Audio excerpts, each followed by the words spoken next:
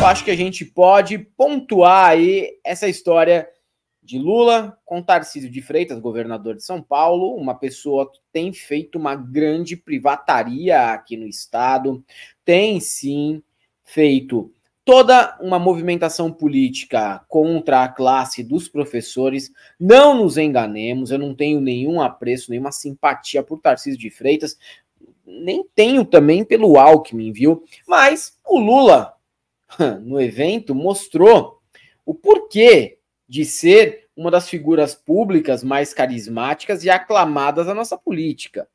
O sujeito é irresistível. Eu nunca vi o Tarcísio e o Alckmin tão felizes como quando eles estavam do outro lado do muro, Calejão. O Alckmin é o tipo de cara que era estilo nerdão e ficava no fundo da sala, que quando começou a dar rolê com aqueles que eram mais populares na escola, pegou um certo gosto e se perguntou, como é que eu demorei tanto para colar com esses manos? Tarcísio, eu não sei se vai seguir o mesmo caminho, mas hoje ele estava muito à vontade para desespero dos Minions. Isso que é o mais engraçado. Não quero saber se o Tarcísio presta ou não presta. Não presta, a gente sabe. Não mudou em nada a nossa opinião sobre o Tarcísio aqui. Mas como essa cena acabou irritando os bolsonaristas, eu acho que ela acaba sendo emblemática e bastante interessante na conjuntura atual, né, Calejão? E essa tua fala resume bem, né, cara? A habilidade do Lula, espírito republicano, espírito público.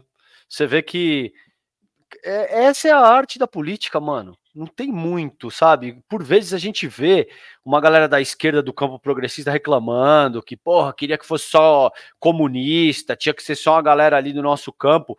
E quando você tem margem para agir dessa maneira, você não precisa fazer política, Helder.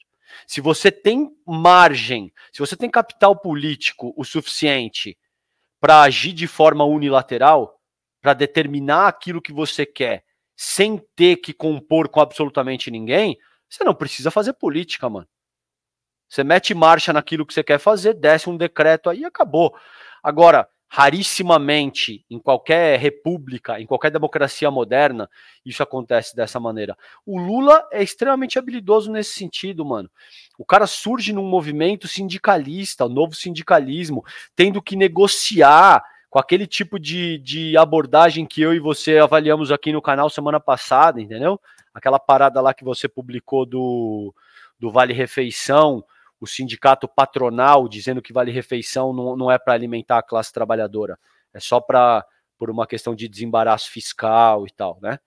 Então você imagina, com esse tipo de mentalidade, um metalúrgico que não tinha ensino superior, tendo que construir consenso. Isso aí lá na década de 70, mano. Você imagina. O Lula surge dessa estrutura. Então ele é um cara que sabe negociar, extremamente habilidoso, sabe construir consenso, sabe reconhecer a derrota. Você viu ele falando pro Tarcísio, falando, olha, nós perdemos para você, cara. Eu vou fazer o quê? Eu vou ficar chorando? Tipo aquele outro palhaço que perdeu a eleição e até hoje, 2 anos depois, fica, porque a urna isso, porque me roubaram, porque... se liga, mano, você perdeu, velho. Tá ligado? Enxuga a lágrima aí, engole o choro, pega os seus trapinhos de bunda, desce pra arena e vai fazer política, cara. Bora, tocar a vida. O Lula é um gênio da política, não é à toa, é por isso aí. Aí, ó, a carinha do Tarcísio, na cabeça dele tá passando. Nine, seu filho da puta. Vamos ver aqui o vídeo que viralizou. Depois ele ganhou de nós as eleições. O que é que eu vou lamentar? O que é que eu vou lamentar? Eu tenho que parabenizá-lo e preparar para derrotar você nas próximas eleições. E quando a gente estiver governando, a gente trabalhar. É importante, Tarcísio, é importante você ter claro. Da minha parte, não faltará 1 minuto de respeito ao papel que você exerce em São Paulo, da mesma forma que eu fiz com o Alckmin. O Alckmin, nós brigamos tanto. Olha como é que a gente está agora, casadinho ali, ó, casadinho. Nós estamos separados pela dona Lu e pela dona Janja. Nós estamos ali juntinhos. Mas o Brasil precisa disso. O Brasil precisa de harmonia. O Brasil precisa de um pouco de alegria. O O Brasil precisa de um pouco de esperança. Esse país não pode jogar fora o século XXI. Este é o século da transição ecológica e ninguém compete com o Brasil na hora de discutir energia renovável, na hora de discutir etanol, biodiesel, sabe? Hidrogênio verde, ninguém disputa conosco. Então essa é a chance da gente construir junto. Essa é a chance da gente fazer a virada nesse país. E aí tem a outra parte, que um espírito de porco que estava na plateia pediu para o Tarcísio voltar para o PT. Ele nunca foi do PT, mas ele já teve no governo da Dilma, né? E é um momento em que ele cai na gargalhada, nunca viu o governador de São Paulo tão feliz como neste momento. A gente trabalhou fazendo o gasoduto Paris-Manaus, quando eu era presidente.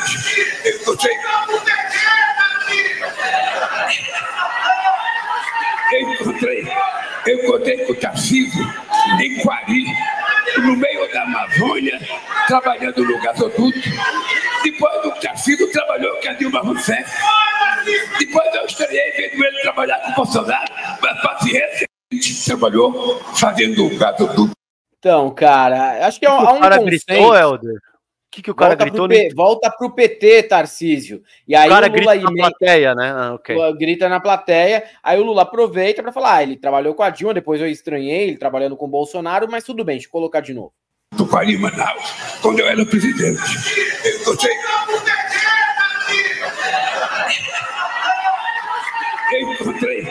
Eu encontrei com o Tarcísio em Quari, no meio da Amazônia, trabalhando no gasoduto. Depois o Tarcísio trabalhou com a Dilma Rousseff. Depois eu estranhei vendo ele trabalhar com o Bolsonaro, mas paciência. Então, cara, é consenso que, ao menos, né, o Lula, ele leva a política a uma certa normalidade, encaixa a política nos eixos, porque em outros momentos que nós vivemos, como, por exemplo, durante o mandato do Bolsonaro, havia até rompimento com governadores que não estivessem ao lado dele, havia rompimento com políticos que não estivessem ao lado dele. E isso quer dizer o seguinte, ele não estava numa posição republicana enquanto presidente. É o cara que em 2018 falou que ia metralhar a petralhada no Acre. É o cara que começou a mandar indiretinha para o Flávio Dino enquanto esse era governador do Maranhão. É o cara que criou todo tipo de problema e empecilho para não ajudar o Nordeste durante a pandemia. Isso não é republicano. Isso não é papel de um estadista, de um chefe de Estado. Um chefe de Estado tem que trabalhar para o país. A partir do momento que você é eleito, você trabalha para o país. Aí você vai ter as suas diretrizes políticas, vai determinar o caminho que vai seguir, mais à direita, mais à esquerda. Mas o mínimo que se pede num papel como esse, num país dessa magnitude que é o Brasil, é o mínimo, né? O mínimo de estadismo. E o Lula consegue fornecer isso, consegue trazer as coisas pelo menos mais próximo da normalidade possível, ou seja lá qual termo vocês preferem para isso, mas de fato a experiência que a gente teve com o Bolsonaro é impossível de se repetir, né? Foi uma experiência muito ruim para o Brasil em todos os aspectos. E você vê que o Lula fala isso, a gente precisa de um pouco de paz. A gente precisa, não tem como, cara. Não tem como. E paz não significa fim de polarização. Não, até porque polarizar com o bolsonarismo é uma obrigação que você tem, se você tem o mínimo de dignidade, mesmo que você seja de direita.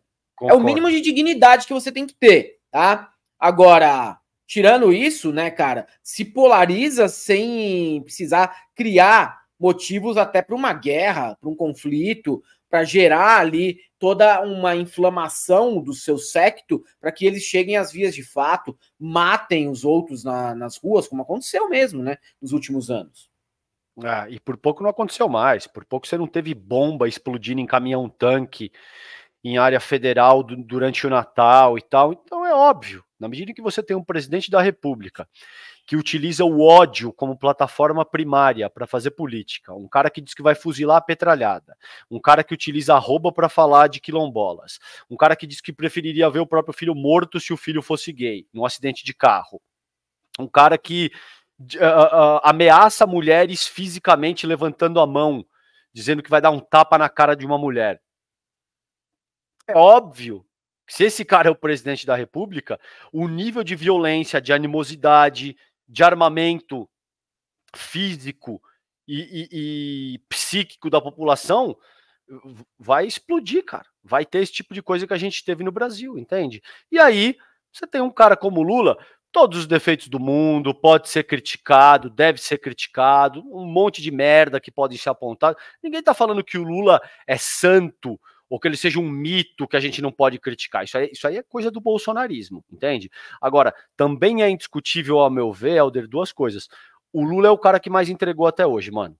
Eu não conheço outro político que tenha feito mais pelas classes trabalhadoras e pelas camadas mais empobrecidas do nosso país do que o Lula.